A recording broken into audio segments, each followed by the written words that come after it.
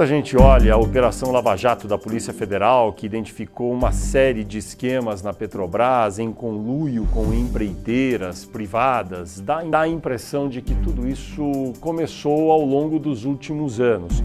Só que a história da presença das empreiteiras no Brasil é muito mais antiga. Há um momento definidor para as empreiteiras que foi na construção de Brasília, no final da década de 50. A segunda onda de crescimento das empreiteiras se deu em 1969, quando o general, presidente da época, Costa e Silva, assinou um decreto. Nesse decreto, ele fechou o mercado brasileiro para empreiteiras estrangeiras.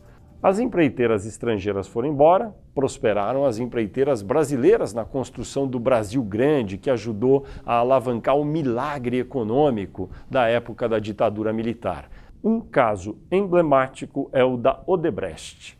A Odebrecht era a 19ª empreiteira do Brasil, estava lá na Bahia, que é onde ela nasceu, e não tinha muita expressão. Com o decreto dos militares, a Odebrecht prosperou para as primeiras colocações rapidamente, depois de ter feito grandes obras como o aeroporto do Galeão, a usina nuclear de Angra.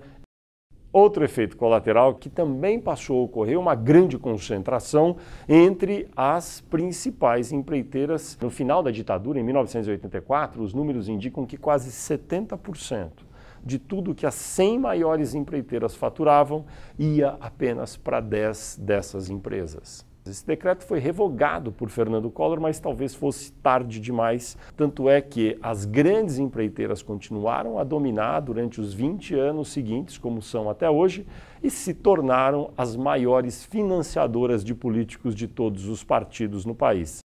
Nesse cenário, não pode ser uma surpresa para ninguém que as empreiteiras estejam envolvidas em tantos conluios aí com a Petrobras. O que talvez chame a atenção é que essa operação, que está sendo concentrada na Petrobras, ainda não abriu um pouco o seu escopo e não chegou a outras empresas públicas nos estados, nas cidades ou mesmo no âmbito federal, porque certamente não deve ser um privilégio da Petrobras ter um monopólio de toda a relação promíscua entre público e privado, no caso com as empreiteiras. Certamente essa prática se estende para outras empresas da economia brasileira em vários níveis de governo.